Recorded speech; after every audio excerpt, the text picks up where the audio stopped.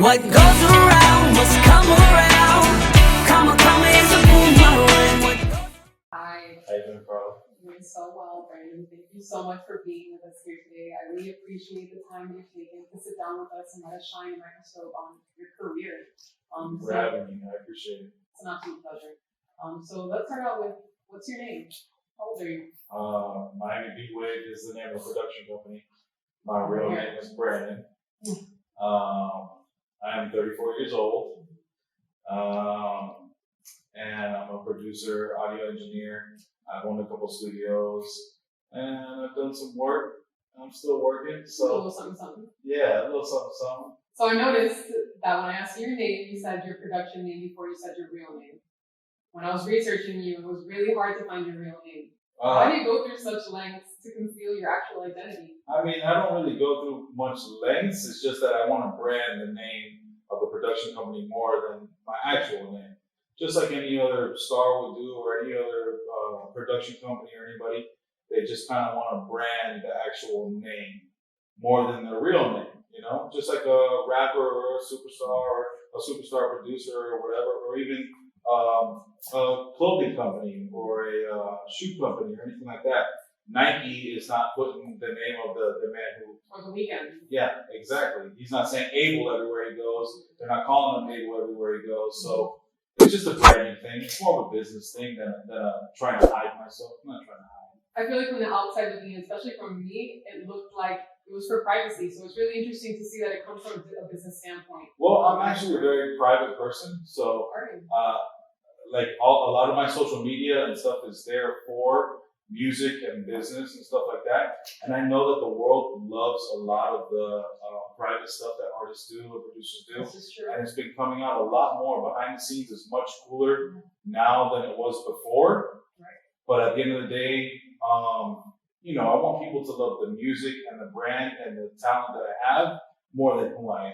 You know what I mean? Like at the end of the day, I try to push that the most. That's the biggest part of you, isn't it?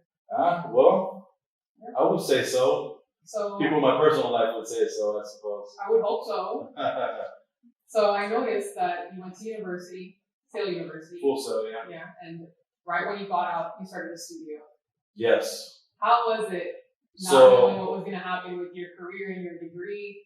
And So starting a that was studio? kind of unheard of from where I come from. Right. And Full Sail, they kind of try to get you internships. I had internships at Circle House or Hit Factory and a couple places I could have gone. And I decided to take the independent route because this studio actually opened up for me. It was getting torn down, and it was like presented to me as, "Hey, B, do you want? Is this something that you want? Is this something you're interested in?" And I was like, "Okay, you know, let me do that." But Full Sail kind of said at the end, when you go to the career development and stuff like that, they're like, "Oh, you got to start out as an intern when doing engineering," because I went to school and got my degree in the science, you know, associates in science, and that is more engineering. But I'm more of a music producer, even though I do a lot of engineering and mixing and recording. So I knew I wanted to be a music producer from the start. So it kind of got to a point where I was like, okay, instead of taking an internship, let me start my own studio and see where it goes. And now here I am. Because I couldn't identify with you anymore because you weren't going to be a music engineer. Yes, but they did tell me that this is the way to get in. And I was like, So okay, you took a well, leap of faith. kind of, yeah. in You yourself. say that Yeah. in myself, yes. Yeah, that's great. I noticed that throughout your career, you've worked with a lot of South Florida natives. You've worked with Stickman. By the way, I heard the entire Workout 2 album. Oh, that's I awesome. legitimately did, and I Awesome. love it. And you were with Mayday and you worked with Ross. Do you feel like you have an inclination to work with South Florida artists? Well, since I'm based here and grown in Do you Dade think County, it's logistical? I mean, I think it's just since I'm where I'm located. In the beginning, a lot of people came to me because of the studio that I had and the engineering instead of the music production, which kind of caught on later because I was doing a lot of the engineering and the mixing and stuff, and that gave me a leeway into showing the beats, etc. So the fact that it was about the studio could only bring people from Miami or South Florida or whatever the case may be. When it comes to Dead Prez and Stickman and stuff, that's just my family. RBG is my family, That's so. awesome. Yeah, so I've been doing a lot of stuff. I did DJ Drama mixtape for them as well. A couple of albums, and the Workout is really special to me. Shout out to Nin too, because he's the one that kind of like propelled Stick to have me do the workout album with him, because I did his album, which he was the first artist on that label. Oh, nice. And so what it is it created a thing called Fit Hop, Okay. which is now they're saying like another element of hip hop, just like fashion or beatboxing or rapping, graffiti. They're trying to put the fitness into trying to make the fitness into a hip hop element. Yeah. And these albums that Stickman has been doing has been helping that. Intense. They are very good. So I I'm really noticed happy. that you said that Stickman is like your family. It's often Yes. said that business and And personal. 1, 2, that prayers all together. That's awesome. RPG family. That's amazing. It's crazy because usually people say that business and personal don't really mix. However, do you feel like in art it's really important to have like a degree of personal relationship between collaborators? Okay, so basically, like my super personal life is I keep that separate. Mm-hmm. But obviously, when you collaborate with somebody over time, Mm-hmm. you become personal friends. And also, when somebody comes to me, they want me to be personal with them, because at the end of the day, they're coming to me with they're coming to me with their dream. They want me to sculpt it. They want me to bring it to the next level. And how am I going to do that if we're not close to know each other as people? Mm-hmm. How are we going to touch this higher thing and become and make something that's higher than ourselves without knowing each other? Yeah. But that also comes in a process, and how many times you work with somebody, and so on and so forth. So it's kind of a balance. I would say it's a balance. Do you feel like you have a healthy work-life balance? With that said, No, no. I don't think anybody who's really. Successful. I mean, I won't say successful, because you can be successful in a lot of things, but as far as you can be successful in your personal life, family life, so on and so Completely forth. agree. So success is different for certain people, but when you're in the entertainment industry, whether it be fashion, music, acting, any of that stuff, you got to give your 100%. You know what I mean? It's 24 hours. It's working all that time, so there's barely any time for personal life. So the balance is maybe the most difficult thing that I've been through. So how do you feel the music industry has molded you as a person? With your work-life balance, with all the relationships you developed along the way? Tell us. Well, there's when you come into the industry, you realize that you lose relationships, you gain relationships. Just like in life, the same thing. Sometimes your business relationships are harder to lose than your personal relationships, or they're just kind of like it. Like if you were with a business partner for 8-10 years, and if you guys fall apart or whatever, it's almost like getting divorced in real life. You know what I mean? So that's definitely maybe made me stronger in a way. Also, not sleeping, always being worried and anxiety. The entertainment industry could also bring that. I got a little bit of that here and there. So for doing it for so many years, I would say as far as molding, it probably made me stronger. You know what I mean? At the end of the day, which I guess some people call an asshole sometimes, but Thick skin? I would call it that. Yeah, sure. And if you come into the entertainment industry or the music industry, acting, any of that stuff, and you don't have thick skin, you're gonna be out real quick. Because if you can't perform and make it and do all that stuff with the pressure, then we know when it really happens and when the money really comes and when everything's really happening, you can't deal with it then. You know what I mean? So that's I think the industry kind of molds everybody like that. They're calling it a machine at the end of the day. When you come into the machine or you get signed to one of the 5 big conglomerates or anything like that, you start to get in this machine where you don't sleep. You know what I mean? You got other people telling you what to do. Sometimes people don't know who they are anymore and all that stuff. So sometimes you can be molded in the wrong way, depending on who's molding you. Since I've been independent for this long doing it, I feel like just kind of like, I guess God has molded me, at the end of the day, just to be a survivor. Survivor and a warrior, I would say, is kind of what it instilled in me. With all the trials and tribulations that the music industry presents to people, do you think that people maintain motivation because they're naturally motivated, or do you think that people who want to be successful have to wake up every single day instilling motivation in themselves? Yeah, I think that you definitely need to wake up and motivate yourself. Or whatever motivates you in your life, and think about it when you wake up, which of course yourself should motivate you, but sometimes, you need a little fire under your ass. Like, everybody can't tell you you're amazing all the time. Yeah, you might be amazing all the time, but you need somebody to try you and be like, I think you could do better. Yeah, I think you could do better. Let me put that in your mind. You know what I mean? So I wake up the next day and say, instead of me, let's say it's music, instead of me making 5 beats today, I'm gonna make 10.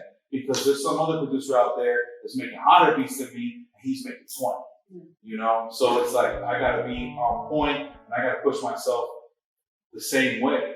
Yeah, and you give yourself that motivation because you're pursuing your passion. So you have no problem waking up and setting yourself on fire to do it. I do, and also a lot of my early life was people saying that I couldn't do it. So that also still motivates me to this day, even after I've done it, and after they said, oh no, you couldn't get on the Billboard charts, oh, you couldn't get, you know, 1 million on Spotify and get a plaque for it and all this stuff. Even after I got it, and even after I did it, I was still kind of like, it still resonates in your mind when it comes from an age where you didn't have anything at all. Yeah. Now, if you have a lot or you obtained a lot and then it comes at you, you might brush it off. And it might be different. Like, other people might feel different about it. But when it came from me, when I came from the bottom and it was like, I'm not going to do that, I'm going to do Sweat, that. blood, and tears. You get what I'm saying? When it was that, it still sticks with me to this day. Even no matter how much I get, I'm still waking up like I got nothing. And that's kind of what keeps me going at the end of the day. That's the grind. That's exactly what it is. This year has been really tough for everyone, even for people who are on the grind. Mm. How do you think that this year has impacted your creative output as a music producer? Well, my stuff is picked up. The reason Really? because in the studio and creating music has picked up because a lot of artists aren't there doing live shows. So because of the COVID, because of 2020 and everything we got going on, they can't go on the road. They're not making money off the road and stuff like that. So they're spending more time in the studio. They're spending more time popping out singles and doing stuff like that. So I think that has definitely changed in 2020. So for sure. it's ironic because this year kind of benefited you in a sense. In a sense, In yes, a sense, it obviously. did. But that's great. That's great. Which is kind of crazy to me because I thought about it while it was happening. I was like, there's a lot of, crazy stuff going on in the world. Now, I do have an issue with everything that maybe bigger artists have been not speaking on is the stuff that goes on in the world. Like, there's no big pop star artist right now that's doing Heal the World. It don't matter if you're black or white. It don't, you know what I mean? Bob Dylan, the times are changing. All these type of people that when they were big stars and stuff was going on around the world. John Lennon, yeah, Imagine stuff. Yeah, there was a voice for it. Bob Marley. Right now, they're still coming out with, oh, let me make you dance, let me entertain you, right? And nobody's coming out with something that's real, even though they have the power to do it. We got to ask ourselves, what's the reason for that? Now you're going to a whole nother discussion, a whole other place. I agree. How do you think that this year has changed the music industry forever? I know that artists are producing more. I know that COVID's changed. Yeah. How do you think that the changes that are happening? So I would say, first off, killing the live performance is a huge thing because how are artists going to get the energy back from their fans, from the crowd and all that, and still feel like the artists, the stars, without that energy? Also, people are scared to go in other rooms with people, meaning that people are spending less time in big studios and more time in their home recording with home technology, and stuff like that. So I think more people are kind of like not going to big studios, not going to big stadiums, keeping it more at home, and that kind of changes the music and it's getting a little bit more personal. Yeah. But I also still feel like maybe some of these people need to look around the world and make some songs about the world. So do you think that the fact that we're not really allowed to be around each other maybe affects the art that we put out into the world because we don't have the influence of others to impact our creativity? Yes, I do. I agree with that completely. That's just like somebody, like LeBron James playing basketball, right? And you got all these video game or whatever, fake fans that you watch on TV that are making all the fake claps and all that stuff. You're not getting that energy back. Just like a rock star singing on stage and the people aren't singing back their lyrics. You're not getting that same energy. So how's Chris Brown going to dance the same? How's somebody going to get back the same energy without the energy being kicked towards them too, So that's definitely changed everything. I can tell about a lot of the elements you find important in music. In a lot of your past interviews, I noticed that you like Dr. Dre, you like the Beatles, you reference them a lot. What is it about classic hits that inspires you so much? Is it the message or is it the melody? Okay. I think with that, probably about classic songs is more of the writing. So now everything we hear is more upfront, like what they want to say. Like let's say it's a song about sex, or it's a song about drugs, or something. It's out front there. This is a song about drugs. This is a song about sex, and they say it right there in the lyrics. Back in the day, it used to be more hidden and more and metaphor. The whole song was more of a metaphor. And then, people would love the song, and then you had to think about it. Then you're like, okay, now we got to ask the band, what does that really mean? And stuff like that. Now we don't got to ask you what it means. We know what. Stop shaking that booty.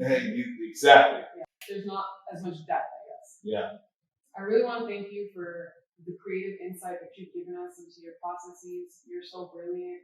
I appreciate it. Your list of credits is impressive. Thank you. And I appreciate you taking the time to sit with us. Thank you. Let's explore your mind.